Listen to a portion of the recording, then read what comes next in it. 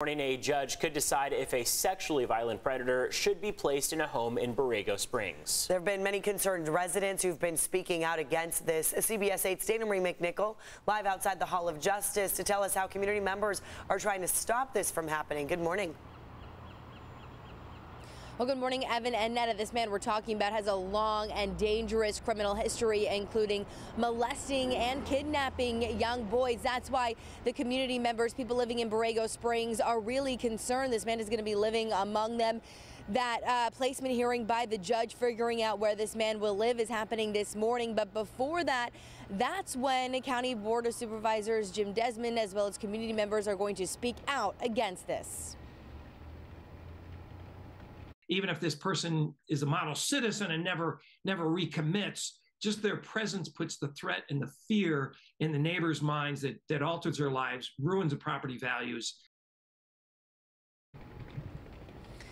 Now, the man they're speaking about is Douglas Badger. He's been in state hospitals for nearly 25 years and is now set to be released under a strict supervision. First, there was talks of him living in Rancho Bernardo, then the Mount Helix area, but those communities fought back, and this morning Borrego Springs will make their case. 19 children live in the area, and the house where Badger may be placed is 500 feet away from a community pool. The 79-year-old's record includes child molestation and kidnapping, the majority of victims who were boys, all strangers to him.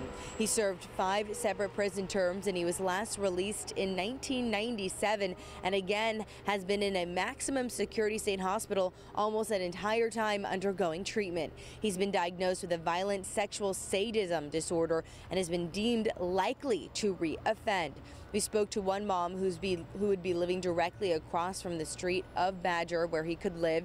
She has 3 kids, 2 of them deaf, which makes her even more concerned. So, of course, so many people, including this mother, concerned about this man potentially living in Borrego Springs.